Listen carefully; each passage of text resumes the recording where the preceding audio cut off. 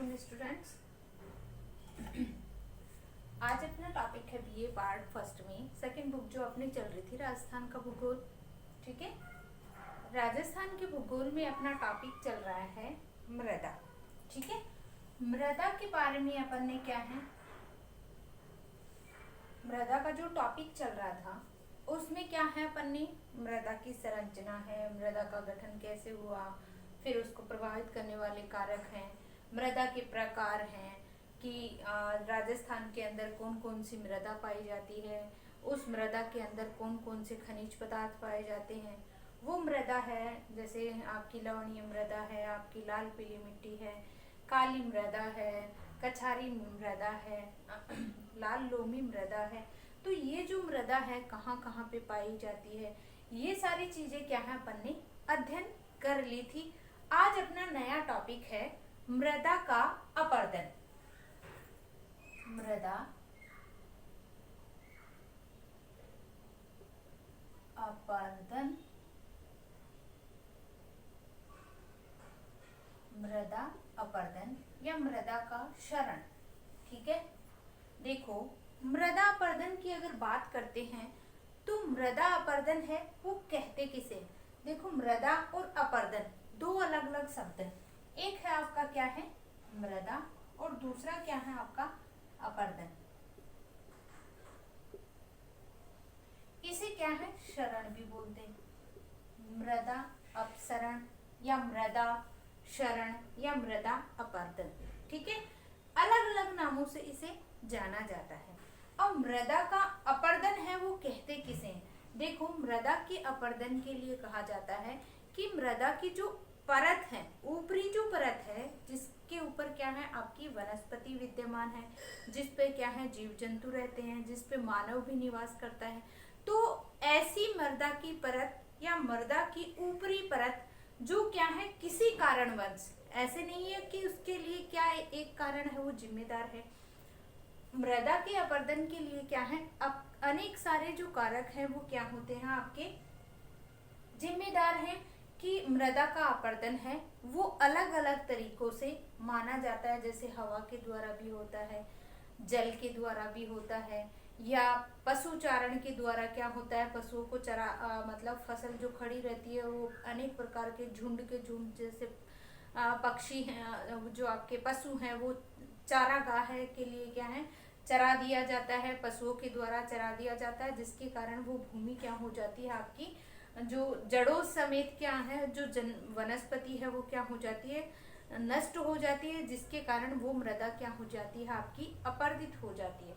तो ऐसी मृदा जिसके अंदर जिसकी जो ऊपरी परत है वो आपके चाहे वो प्राकृतिक कारण हो चाहे क्या है कृत्रिम कारण हो, उनके द्वारा जब मृदा क्या हो जाती है उसका कटाव हो जाता है, जब मृदा एक स्थान से दूसरे स्थान पर बहकर चली जाती है, उड़कर चली जाती है, तो उसे क्या कहा जाता है मृदा का अपरदन कहा जाता है।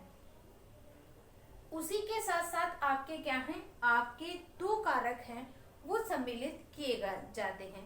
दो कारक आपके कौन से, एक तो आपका क्या है जल के द्वारा और दूसरा क्या है वायु के द्वारा।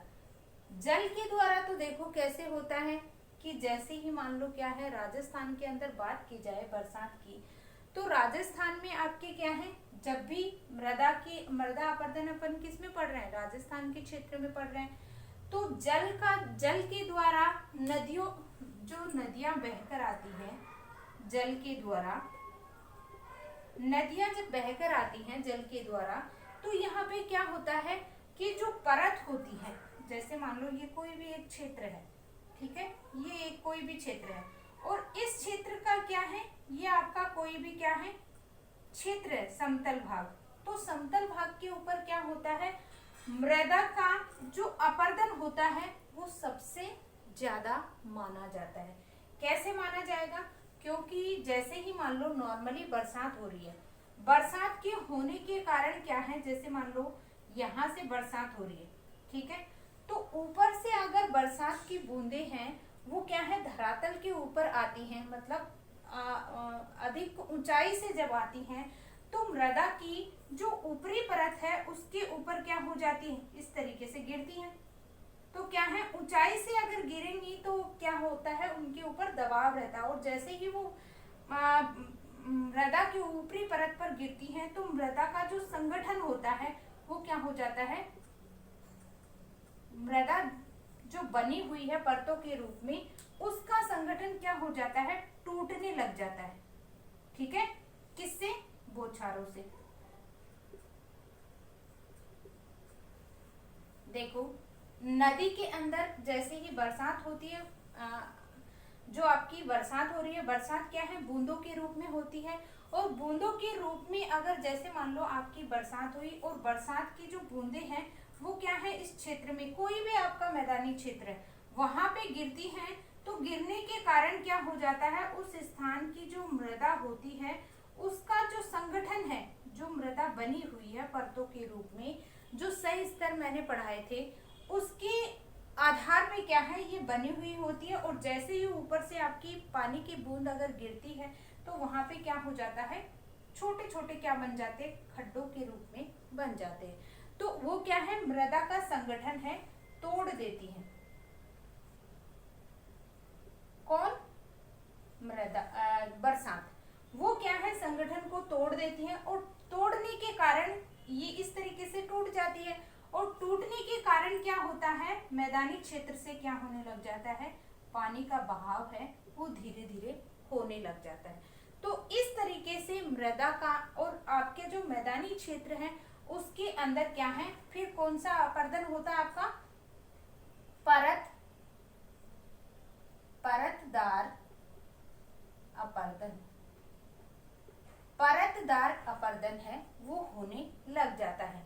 कैसे, यानी कि पानी गिरा और पानी गिरने से आपका ये समतल भाग है यहाँ पे इकट्ठा हुआ, और इकट्ठा होने के बाद में ऐसे तो है नहीं कि जमीन के अंदर ही रिसता चला जाएगा, जब पानी मिट्टी है वो सोख लेती है और उसके बाद में उसके अंदर क्या होती है, सोखने की क्षमता है वो खत्म हो जाती है, तो पानी धीरे धीरे क्या होने लग जाता है, रिसने लग जाता है। और ज्यादा बरसात आती है, मूसलाधार जब बरसात होती है तो क्या हो जाता है, पानी का जो वेग होता है, उसका बहाव होता है वो ज्यादा हो जाता है, और ज्यादा होने के कारण क्या हो जाता है, ये जो क्षेत्र है इसके अंदर आपका परत अपर्दन है वो होने लग जाता है, यानी कि मिट्टी के अंदर आपके जितने भी जो ऊपरी परत के ऊपर क्या है, जितने खनिज पदार्थ जो होते हैं, लवण जो होते हैं, वो परत के साथ में क्या होते हैं, बहकर चले जाते हैं।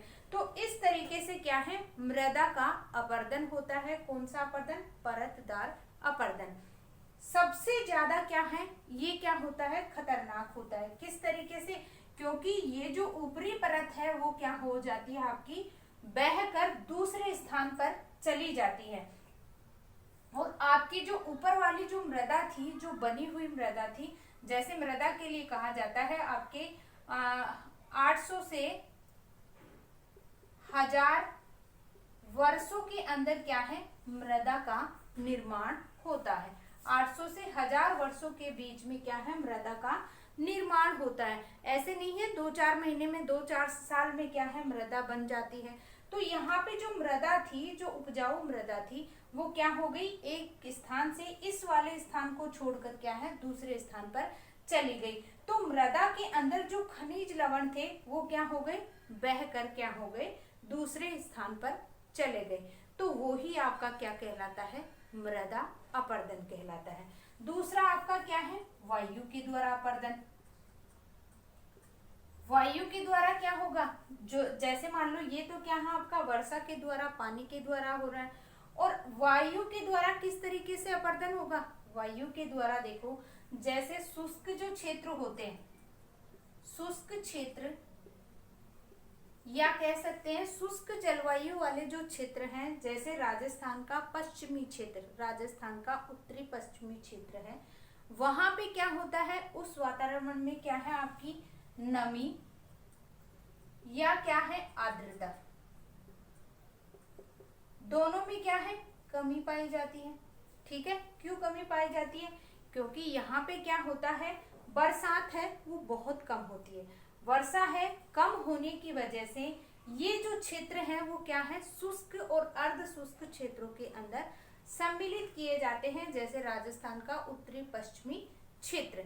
राजस्थान के उस जैसे सबसे ज्यादा जो राजस्थान के अंदर जो लू जो चलती है, लू जो चलती है गर्मियों के दिनों में जो लू चलती है, और जो आपकी आंधियां, सबसे ज्यादा जो आंधियां हैं वो कौन से जिले में आती है? आपकी गंगानगर में।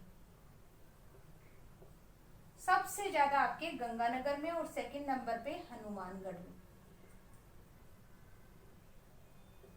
ठीक है, तो ये जो आपकी शुष्क क्षेत्रों के अंदर जो तेज आंधियां चलती हैं, कौन से क्षेत्रों के अंदर? शुष्क क्षेत्रों के अंदर। तो बहुत ज्यादा जो क्या होता है, मृदा का जो कटाव होता है।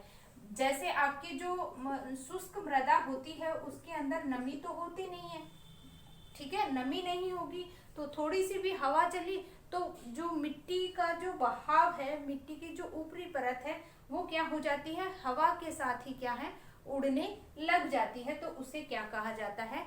मृदा का अपरदन है, वो कहा जाता है। तो इस तरीके से क्या है, आप आज अपन क्या है, मृदा अपरदन के बारे में पढ़ेंगे कि मृदा अपरदन है वो किसे कहते हैं। तो मृदा अपरदन व मृदा अपक्षरण की समस्या को क्या कहा जाता है? रेंगती हुई मृदा की संज्ञा दी जाती है। किसको? मृदा अपरदन और मृदा आपकी अपक्षरण की समस्या को। देखो थोड़ा लिख देती हूं जिससे समझ में आए।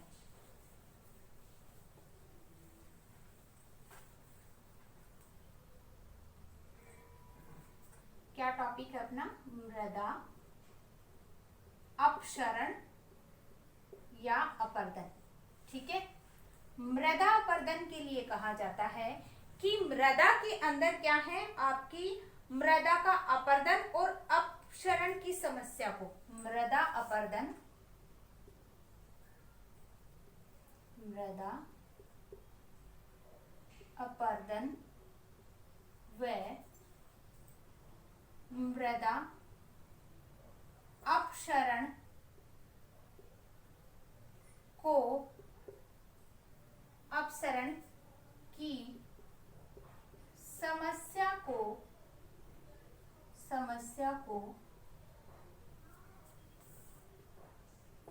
रेंगती हुई मृदा की संज्ञा दी जाती है। देखो मृदा अपरदन या मृदा अपसरण की समस्या को क्या है? रेंगती हुई मृदा। रेंगती हुई मृदा, रेंगती का मतलब क्या होता है? जैसे मान लो जो आपके कई जो मनुष्य होते हैं वो क्या है, प्राकृतिक देन या भगवान की देन ही होती है कि मतलब उनके पैर हैं वो काम नहीं करते, तो वो छोटे बच्चों की तरह क्या है, खिसकते हुए चलते हैं, रेंगते हुए ऐसे अपने क्या है पैरों के बल है वो लेटते लेटते चलते हैं। तो उसी तरीके से क्या है, आपकी मृदा होती है वो क्या होती है, पानी के बहाव के साथ या आपकी हवा के साथ जो कणों के रूप में, और पानी के बहाव के साथ क्या हो जाते हैं, मिट्टी के जो कण होते हैं वो पानी में घुल जाते हैं तो उसके साथ में बह जाते हैं। तो इस तरीके से मृदा का क्या है, मृदा अपक्षरण और मृदा अपरदन की समस्या को क्या कहा जाता है, रेंगती हुई मृदा की को परिभाषित किया जाता है। इसमें क्या है, प्राकृतिक तथा मानवीय शक्तियां दोनों क्या है, किसी प्रदेश की मृदा को नष्ट करने का कार्य करती हैं। देखो एक होती है प्राकृतिक, दूसरी क्या है मानव के द्वारा। दो कारक क्या है मृदा अपरदन को प्रभावित करते हैं। मृदा अपक्षरण को दो कारक प्रभावित करते हैं। दोनों कारक में पहला है आपका प्राकृतिक कारक, और दूसरा कौन सा है आपका मानव के द्वारा। ठीक है, दो कारकों के द्वारा क्या होता है, आपका मृदा का क्षरण होता है। ठीक है, दो तरीके से मृदा का क्षरण होने से मृदा के नष्ट होने की प्रक्रिया ही क्या कहलाती है, आपकी मृदा अपरदन कहलाती है। यानी कि आपकी क्या है, अपरदन क्या है, मृदा अपरदन एक रेंगते हुए या अपरदन या आपकी क्या है, बह कर जाना, ये क्या है, एक संज्ञा दी गई है। लेकिन मृदा अपरदन को दो कारक प्रभावित करते हैं, प्राकृतिक कारक और मानवीय कारक। इसके द्वारा इन दोनों कारकों के कारण मृदा अपरदन होता है और इसे ही क्या कहा जाता है, मृदा अपरदन कहा जाता है। ठीक है, दो कारक हो गए, एक प्राकृतिक यानी प्रकृति के द्वारा जब अपरदित होती है मृदा, दूसरी क्या है, मानव के द्वारा। मानव के द्वारा क्या होगा, देखो प्रकृति के द्वारा जैसे क्या है, पेड़ पौधे जो लगे हुए होते हैं वो क्या हो जाते हैं, नष्ट हो जाते हैं, वन है वो नष्ट हो जाते हैं, तो प्राकृतिक कारक हो गए। मानव के द्वारा क्या है, जितने भी वनस्पति जो प्रकृति के द्वारा उगी हुई थी, प्रकृति के द्वारा प्रदत्त की हुई थी, मानव क्या है, अपने बसाव के कारण, अपने उद्योग धंधों के कारण, अपने कृषि के द्वारा क्या है, कृषि करने के लिए क्या है, वो वनों को क्या कर देता है, काट देता है। तो इन सब दोनों कारणों की वजह से क्या होता है, आपका मृदा का अपरदन होता है और इसे ही मृदा अपरदन कहा जाता है। प्राकृतिक वनस्पति अत्यधिक क्या है, आपकी जो पशुओं के द्वारा चराई है, पशुओं के द्वारा, और क्या है, आपके अनेक प्रकार के क्या है, जो पशुओं के द्वारा चारागाह है या आपके मानव के द्वारा वनस्पति को काटे जाना है। तो इस तरीके से क्या है, ये क्या है, वनस्पति आपकी प्राकृतिक और मानव दोनों ही कारक क्या है, मृदा के अपरदन को प्रभावित करते हैं। उसी के साथ अगर बात करते हैं मृदा के लिए, तो आपका क्या है, उत्तरी पश्चिमी क्षेत्र के अंदर क्या होता है, उत्तरी पश्चिमी राज्य के अंदर, राजस्थान का जो उत्तरी पश्चिमी क्षेत्र है उसके अंदर मृदा का अपरदन क्या होता है, ज्यादा होता है, क्योंकि यहाँ पे क्या है, धरातलीय जो आवरण है, धरातल के ऊपर जो प्राकृतिक जो वनस्पति है वो क्या है, आपकी कम पाई जाती है, जिसके कारण आपका जो उत्तरी पश्चिमी क्षेत्र है वहां पे क्या होता है, मृदा का अपरदन है वायु के द्वारा अधिक देखने को मिलता है। उसी के साथ अगर बात करते हैं आपके धरातलीय स्वरूप के अंदर, तो आपके क्या है, जो पूर्वी क्षेत्र है, पूर्वी और दक्षिणी क्षेत्र के अंदर क्या है, आपका जो नदियों के बहाव के कारण क्या है, अधिकतर नदियों के बहाव के साथ में क्या है, आपका जो मृदा होती है वो क्या होती है, उसके द्वारा क्या है, नदियों के द्वारा क्या है, अधिकतर कटाव होता है।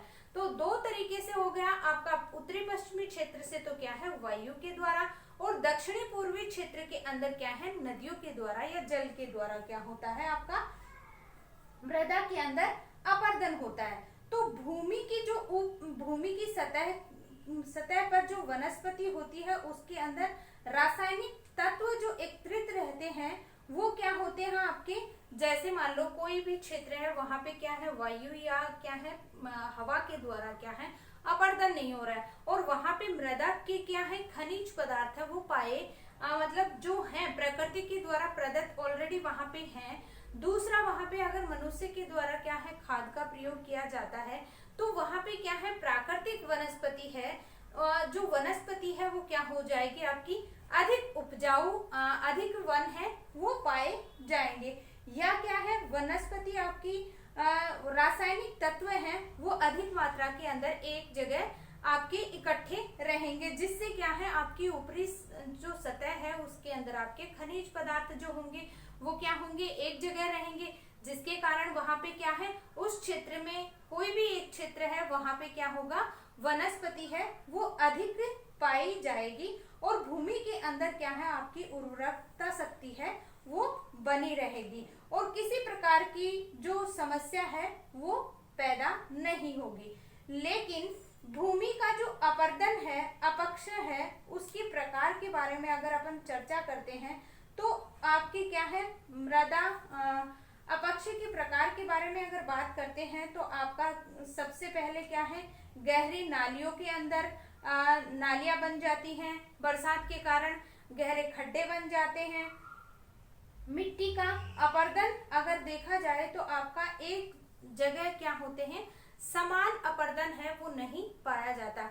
क्यों नहीं पाया जाता? क्योंकि कहीं कहीं पे तो क्या होता है, मृदा का जो अपरदन होता है वो नालिकाओं के द्वारा, मतलब जो नदियां बहती है उसके द्वारा हो रहा है, और कहीं कहीं पे तो क्या होती है, छोटी छोटी नालियां निकलती हैं जिसके कारण क्या है, अपरदन है कम होता है। और वही नालियां अगर लगातार मतलब बढ़ती जाएंगी तो क्या है, अवनालिका का अपरदन या रूप धारण कर लेंगी, जिसके कारण वो जो क्षेत्र है वो क्या हो जाएगा, आपका कटा फटा हो जाएगा। तो इस तरीके से क्या है, अपरदन के जो प्रकार हैं वो अनेक प्रकार के पाए जाते हैं। कहीं कहीं पे क्या है, छोटी नालियों के द्वारा कटाव हो रहा है, कहीं पे वो ही नालियां क्या हो जाती हैं, अधिक बड़ा रूप ले लेती है, जिसके कारण क्या है, अपरदन है वो क्या हो जाता है, आपका भिन्न भिन्न प्रकार का देखने को मिलता है। क्यों मिलता है? क्योंकि आपका जो स्थल भाग है वो क्या है, आपका समान रूप से नहीं पाया जाता। कहीं पे क्या है, उबड़ खाबड़ क्षेत्र है, कहीं पे आपका मैदान है, कहीं पे पर्वतीय क्षेत्र है।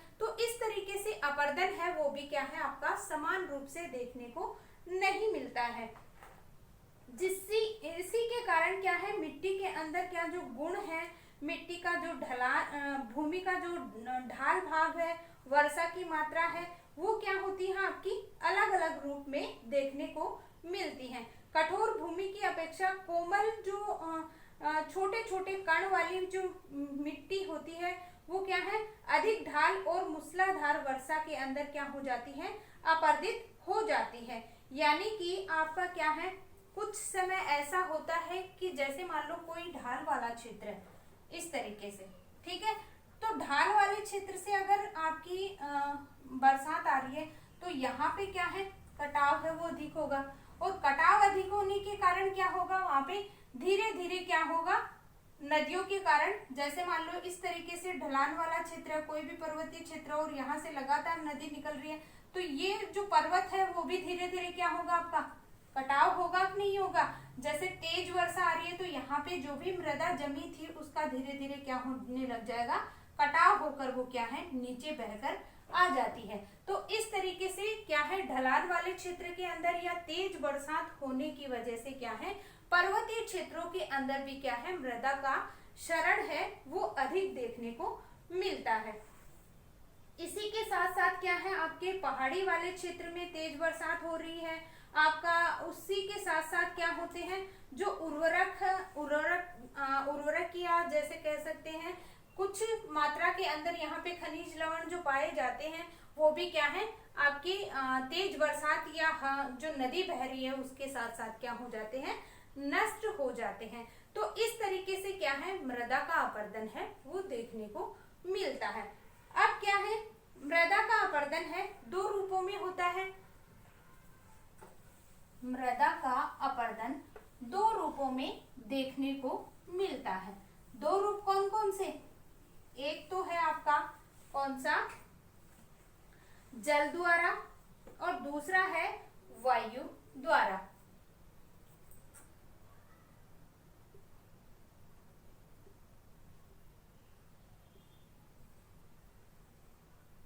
पहला जल द्वारा, दूसरा वायु द्वारा। जल द्वारा होगा वो कौन सा अपरदन कहलाएगा, आपका जल क्षरण, जल द्वारा जल क्षरण, और वायु द्वारा वायु क्षरण, वायु क्षरण। देखो दोनों में क्या है, वायु क्षरण।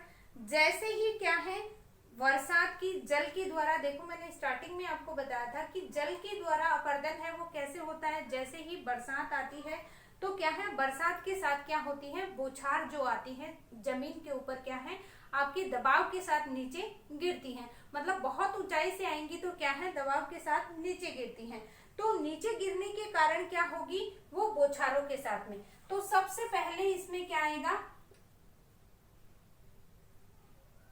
जल की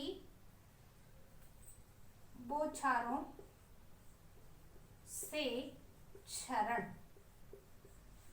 जल की बौछारों से क्षरण कैसे? जैसे मान लो ये धरातलीय भाग है और यहां से ऐसे बरसात गिर रही है, ठीक है, तो ये क्या है, मृदा का क्या है, संगठन को तोड़ देती है और तोड़ने के कारण वो क्या हो जाती है, यहां से इस तरीके से टूट जाती है और इस तरीके से बौछार है वो धरातल के ऊपर मृदा की ऊपरी परत पर गिरती है। तो सबसे पहले जो क्षरण होता है जल के द्वारा वो किससे होता है, वर्षा की जल की बौछार से या वर्षा की बौछार के द्वारा क्या होता है, क्षरण होता है। उसके बाद में परत क्षरण, इसके बाद दूसरा आता है परत क्षरण।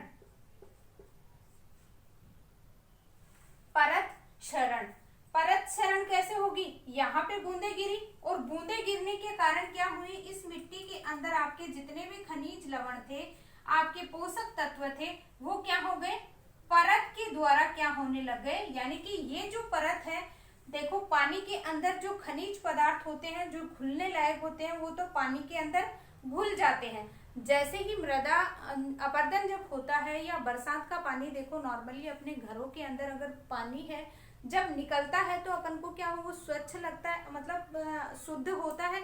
उसके अंदर क्या होता है, अनेक प्रकार के मिट्टी के जो कण होते हैं वो घुल जाते हैं, जिसके कारण उस जो पानी का जो कलर होता है वो भूरा अपन को नजर आता है।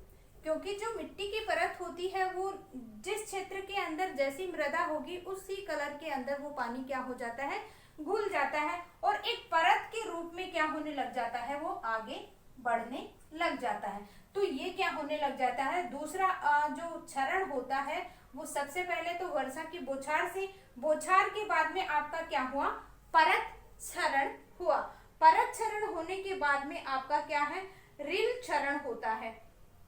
रील क्षरण का मतलब होता है, रील क्षरण, रील क्षरण का मतलब होता है कि कहीं पे क्या होता है, ढलान वाला क्षेत्र है वो पाया जाता है। जैसे मान लो यहाँ से ये परत है वो बहकर आगे चली गई और इस क्षेत्र के अंदर इस तरीके से ढलान आ गई थोड़ी सी, ठीक है। ढलान आने से क्या हुआ, ये जो नदियां थी, सॉरी ये जो परत थी वो क्या है, अलग अलग क्षेत्रों के अंदर बट जाती है छोटी छोटी नालियों के रूप में। यानी कि यहाँ से क्या है, कोई भी एक ढलान आ गया, मतलब देखो जैसे पहाड़ी क्षेत्र से अगर पानी गिरता है तो डायरेक्ट ऐसे गिरता है, लेकिन मैदानी क्षेत्र से क्या है, ये आपका मैदानी क्षेत्र है और मैदानी क्षेत्र से थोड़ा सा ढलान आ गया तो पानी है वो क्या होगा, पानी का जो बहाव होता है वो अलग अलग नदियों के रूप में, अलग अलग मतलब शाखाओं के रूप में बट जाता है। तो इस तरीके से ये क्या होता है, रील क्षरण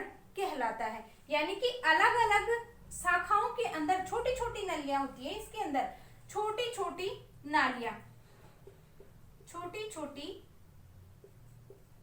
नालियां, छोटी छोटी नालियों के रूप में क्या होता है, पानी है वो बट जाता है। उसके बाद में क्या है, ये तो हो गया रील क्षरण। उसके बाद में आपका आता है अवनालिका क्षरण। अवनालिका क्षरण क्या होता है, अवनालिका क्षरण, ये ही नालियां क्या है, लगातार बहती रहती हैं, मतलब तेज बहाव के साथ क्या हो जाती है, ये बड़ी बड़ी नालियों के अंदर क्या हो जाती है, विभाजित हो जाती है। इस तरीके से ये ही नालियां क्या हो जाती है, आपकी बड़ी बड़ी नालियों के अंदर, मतलब नाली ऐसी हो जाती है कि उस क्षेत्र को ही काट देती है। तो वो आपका क्या कहलाता है, अवनालिका क्षरण कहलाता है।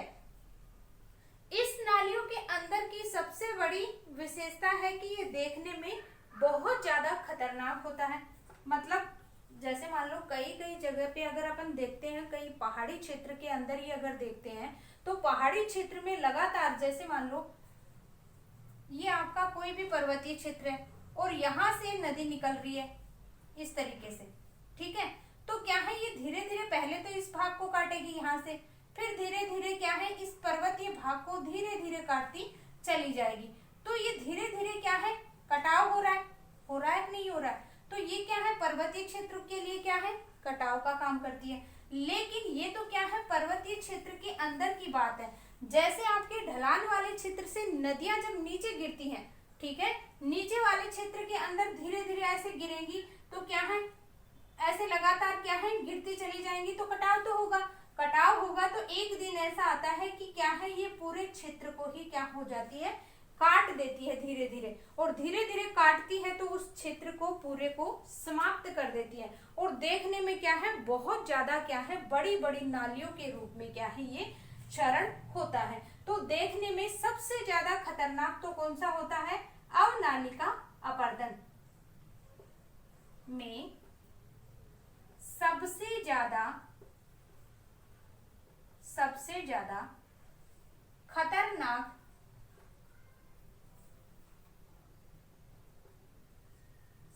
ज्यादा खतरनाक तो कौन सा होता है, अवनालिका अपरदन। अवनालिका अपरदन है वो देखने में सबसे ज्यादा खतरनाक होता है। जैसे तुम लोगों के न्यू टाइप में क्वेश्चन पूछ लिया कि मृदा का क्षरण है वो सबसे ज्यादा किससे होता है, तो सबसे ज्यादा क्षरण है वो आपका परतदार क्षरण से होता है। सबसे ज्यादा अपरदन, सबसे ज्यादा मृदा अपरदन किससे होता है, परतदार क्षरण के द्वारा।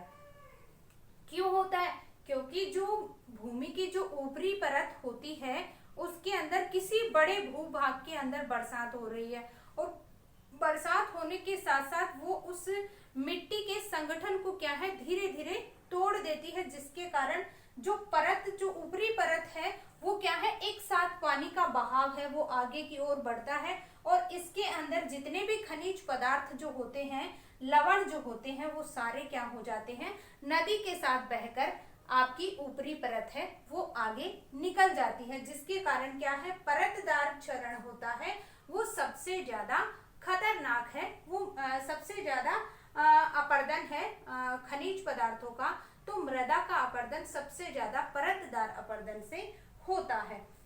आगे बात करते हैं तो आपका क्या है, भूसंखलन।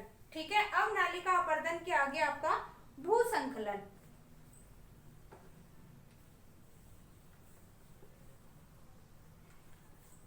इसी का पार्ट है, जैसे कि फर्स्ट, सेकंड, थर्ड और फोर्थ के बाद में आपका 5। देखो जल के द्वारा आपका क्या है, जो अपरदन होता है वो क्या हो जाता है, कभी कभी आपका भूसंखलन। जल अपरदन है वो क्या है, भू संखलन का भी काम करता है। जैसे मैंने अभी बताया कि कोई भी आपका पर्वतीय क्षेत्र है, इस तरीके से पर्वतीय क्षेत्र है, और इस क्षेत्र से मान लो आपकी कोई नदी बह रही है इस तरीके से, यानी कि जो पर्वतीय जो क्षेत्र है उसके क्या है, आपका आधार के अंदर से, यानी कि जैसे मान लो ये आपका पर्वत है और इधर भी क्या है, कोई भी पर्वतीय क्षेत्र है, तो यहाँ से बहकर पानी आपका इस तरीके से आ रहा है, तो धीरे धीरे क्या है, इस पर्वत को क्या है, एक दिन में नहीं काफी टाइम लग जाता है, जो पानी के द्वारा जो क्षेत्र है वो कटता है, तो आपका इस तरीके से क्या होता है, धीरे धीरे ये क्या है, पर्वत है वो क्या हो जाता है, कट जाता है, और एक दिन ऐसा आता है कि ये जो पर्वत है वो टूटकर क्या हो जाता है, नीचे गिर जाता है। इसे ही क्या कहा जाता है, भूसंखलन है वो कहा जाता है। और ये भी किसके द्वारा होता है, आपका जल क्षरण के द्वारा होता है। समझ में आ गया कि कोई भी पर्वतीय भाग होता है और उस पर्वतीय भाग से अगर कोई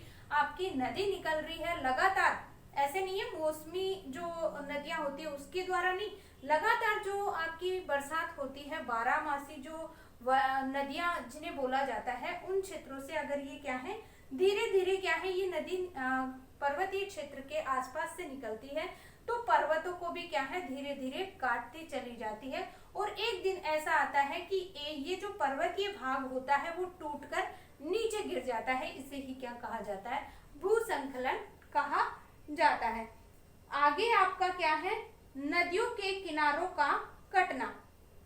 नदियों के किनारों वाला जो क्षेत्र है, अवनालिका वाला ही क्या होगा, नदी के किनारों में क्या है, पहले छोटी छोटी नदियां होती हैं, और नदियों के साथ में क्या होता है कि अवनालिका जो अपर्दन होता है उसका जो बड़ा रूप हो जाता है कि आपकी जो नालियां होती है वो गड्ढे के रूप में इस तरीके से बड़ी बड़ी जो बन जाती है, वो क्या है आपकी नालियों के रूप में भी क्या है अपर्दन है।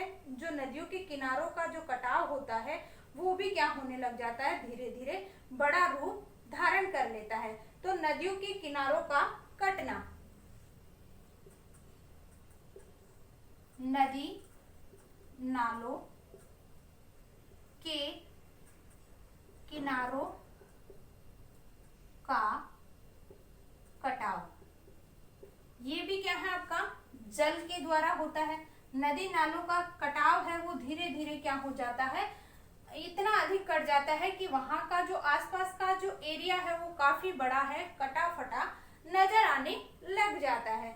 आगे अगर बात करते हैं तो समुद्र के किनारों का कटना, समुद्र के किनारों का कैसे, समुद्र के किनारों का कटाव, समुद्र के किनारों का देखो, जैसे आपके समुद्र के अंदर जो लहरें चलती हैं वो लहरें क्या हैं, ऊपर और नीचे जब उठती हैं, ज्वार भाटा वाला सिस्टम समझ लो।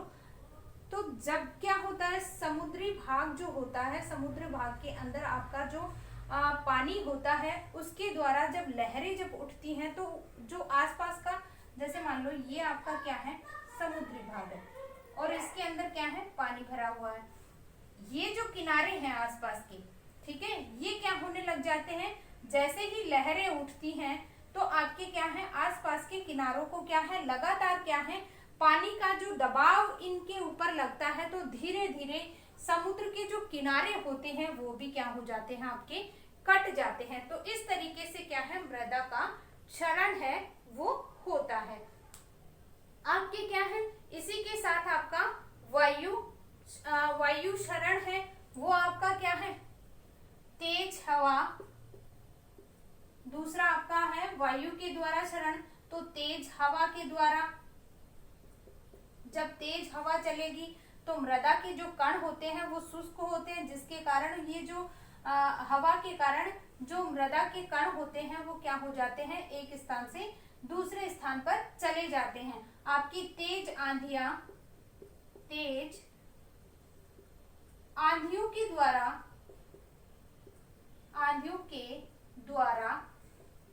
भी क्या होता है वायु क्षरण, मृदा क्षरण, तेज आंधियों के द्वारा मृदा क्षरण होता है। ठीक है, तो इस तरीके से आपके क्या है ये दो कारक हैं मृदा के अपरदन के अंदर, तो दोनों ही क्या है बहुत ज्यादा प्रभावित करते हैं। आगे अगर इसके अंदर बात करते हैं तो आपका जो अवनालिका जो अपरदन होता है वो क्या है सबसे ज्यादा किन क्षेत्रों के अंदर देखने को मिलता है। अवनालिका की अगर बात करते हैं तो अवनालिका जो अपरदन है वो आपका जैसे कोटा, सवाई माधोपुर, धौलपुर, इन क्षेत्रों के अंदर क्या है आपका अवनालिका अपरदन है वो देखने को मिलता है। अवनालिका अपरदन कोटा, सवाई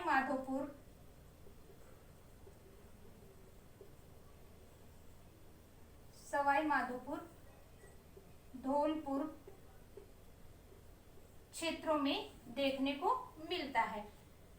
देखो आपका अवनालिका अपरदन की अगर बात कर रहे हैं अपन तो क्या है इन क्षेत्रों के अंदर क्या होता है नदी का जो प्रवाह होता है, चंबल नदी जो है आपकी वो इस क्षेत्रों के अंदर क्या है अधिकतर देखने को मिलती है, तो जिसके कारण यहाँ पे क्या है अवनालिका अपरदन है वो अधिक मिलता है। बात करते हैं जब मिट्टी का अपरदन 2 मीटर से 200 मीटर तक की गहरी नालिकाओं द्वारा होता है तो संपूर्ण जो क्षेत्र होता है वो कट फट जाता है और ऐसे मृदा अपरदन को क्या कहा जाता है बीहड़ या उत्खनन कहा जाता है। देखो जैसे कहा जाता है 2 मीटर से 200 मीटर की गहराई में मृदा का कटाव हो जाता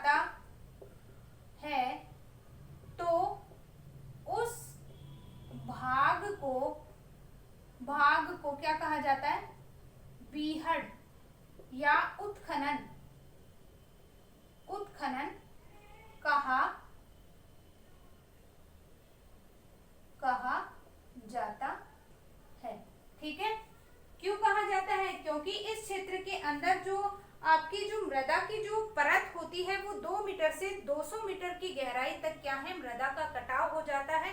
इसलिए इस क्षेत्र को बीहड़ या क्या कहा जाता है, उत्खनन स्थलाकृति है कहते हैं। ये क्या है आपकी चंबल, गंभीरी और बाणगंगा, ढूंढ आदि क्षेत्रों में मिलता है। ये जो कटाव है वो कौन कौन से क्षेत्रों के अंदर आपका, चंबल,